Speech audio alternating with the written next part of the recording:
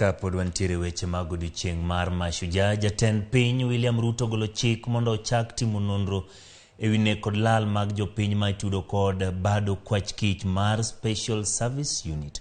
Kaolose lap ma Uhuru Gardens kinde dhialo nyasi ma 59 mar shujaa. Ruto wacho ni obila nyaka titijegi ma ok gidhi ataro kod ratiro mag jopiny kaachiel kod pend chik. Chris Owino nigi lerno. Mheshimiwa Rais, hivi sasa vinafuata vikundi vya askari wa magereza kelo lokruok e bad migao mar obila to moloyo bad migao mar obila mago kwach kich en wach ma jatend piny Dr. William Ruto osebedo kaloso e wiye gichia chakre campaigns mag yiero mokalo. Tok kao telo, Ruto ne okawo okang' mar wuoyo oko bad migao mar kwach kich mong'ere kaka Special Service Unit ka otudo gi kod nek kaachiel gi lal ma aoyae mar jopiny e yo ma ok ong'ere.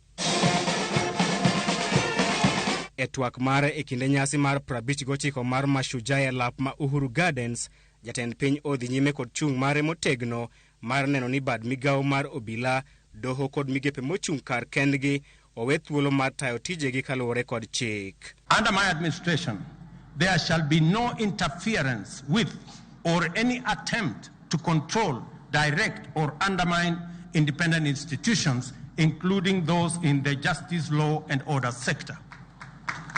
The National Police Service, the Office of the Director of Public Prosecutions, the Judiciary, the Ethics and Anti-Corruption Commission shall perform their duties independently.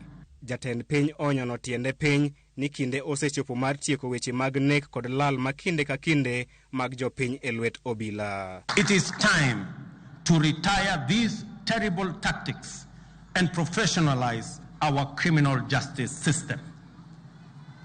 That is why my government is taking strong measures to facilitate the enhancement of capacities along the entire security chain. Ruto oramo ni obila nyalo tayo tijegi e yo malong'o ma ok gisando jopiny kaka yo mar yudo adiera ewi ketho maginono. I believe we can keep this country safe and secure without tormenting our people.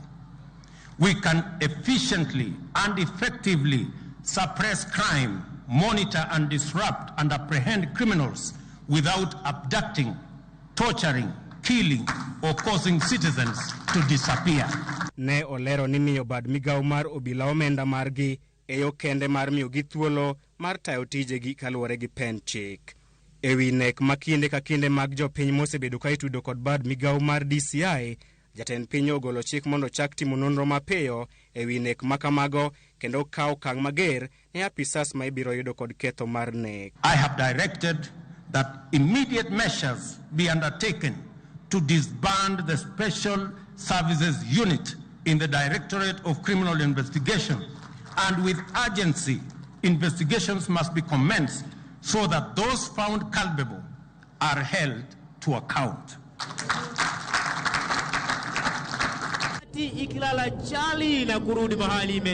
E komachielo, Seneta ma Kericho Cheruiyot bende okwayo mondo riembe tich apisa moro mar okwach kich manyocha oyie ni weche mane owacho mar tudo jalup jatend piny Rigathi Gachagua kod weche mag mibadhi gin miriambo. It is not enough just to apologize to Rigathi. He has a family, ako na watu ambao wanamshabikia, na kwa miaka mingi tulisoma tukiambiwa vile yeye ni mwizi. Alafu dakika ya mwisho mtu tukuja anaandika kwa barua anasema ati nililazimishwa. Lapaka utuambie ni nani huyu alikulazimisha ili ukweli ipatikane. Ama mnasemaje wananchi? Cheruiyot owacho magi kaunti ma Kericho e kinde dhialo nyasi mar mashujaa. Makofi mashujaa wetu pia siku hii ya leo. Chris Owino, Ramogi TV, Nairobi.